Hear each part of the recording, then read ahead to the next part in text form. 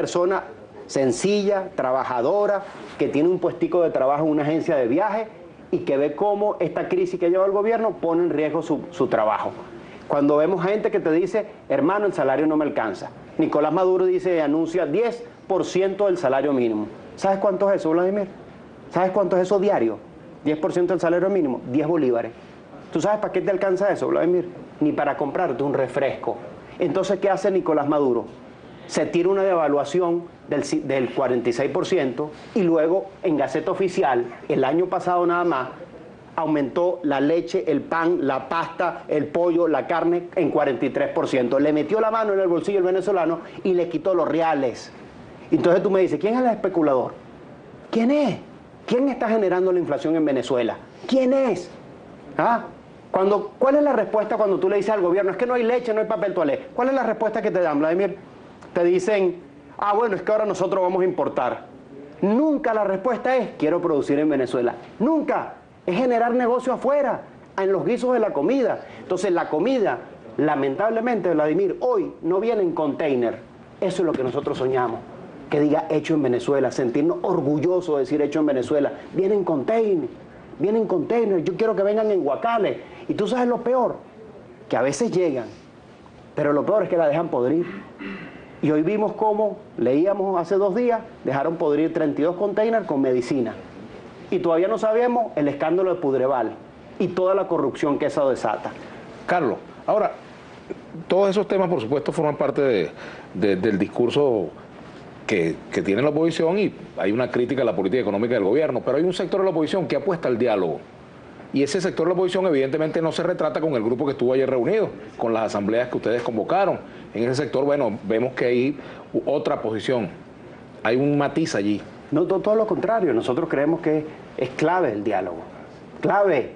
Ahora fíjate algunas reflexiones sobre este tema. Ahora, ¿cómo tú aceptas el diálogo si parte de la premisa de que el que está en el gobierno tiene que irse? Es que si no rectifica, ¿cómo lo hace? Esa es la gran pregunta. ¿Cómo lo hace? Y repito, nosotros creemos en el diálogo, pero hay unas reflexiones que tiene que hacer, Vladimir. Cuando tú planteas a un país que hay que dialogar, es que ya el país está enfermo. El diálogo es la regla, por excepción, de cualquier sistema que se llama democracia. Pero el diálogo implica no solo escuchar, sino ceder en posiciones. Cuando tú dialogas, tú dices, tú cedes en posiciones. Y también debo decir que hay una profunda contradicción del diálogo en el propio gobierno, porque veíamos reflexiones de algunos ministros del gobierno, particularmente Jagua, donde decía, yo no converso con la Mesa de la Unidad ni con esos dirigentes pitillantes, golpistas, fascistas, etcétera. Entonces hay un cortocircuito en el gobierno sobre de cómo plantear el diálogo. Y el diálogo también tiene que tener un elemento que es clave en todo esto, Vladimir, que es resultado. Entonces, si no tiene resultado, no funciona. Y lo peor, y debo decirlo con mucha responsabilidad en este momento, ya que en posición, oye, usted es de tal partido o del otro, usted anda con tal dirigente, oye, tiene que cuidarse porque a lo mejor la compactadora o la patrulla no llega. Y yo digo, ese es el diálogo que requiere Venezuela, ese es el diálogo sincero. ¿Eso le ha pasado a los alcaldes de Voluntad Popular? A todos los alcaldes de la oposición y particularmente, por supuesto, a los nuestros. Y con quien hemos conversado. Entonces tú dices, eso es diálogo. De verdad ese es el diálogo que Venezuela está buscando en este momento y lo digo con absoluta responsabilidad. No me siento identificado en eso. Tiene que ser sincero, transparente, apostándole al país, rectificando, escuchando y sentándose con quienes representamos, por ejemplo, en este caso la Mesa de la Unidad.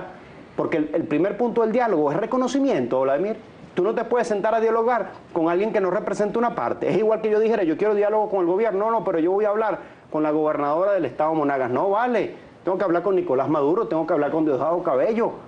Hay un sector oficialista venezolano que cree en esa propuesta. Yo reconozco eso en Venezuela. O sea, si el presidente Maduro llama a Leopoldo López a Miraflores a conversar, ¿Leopoldo López iría? Mira, yo no tengo duda que nosotros estamos dispuestos a conversar y que siempre y cuando eso tenga no solo el reconocimiento, sino la capacidad de tolerancia y la capacidad de producir un resultado efectivo en Venezuela.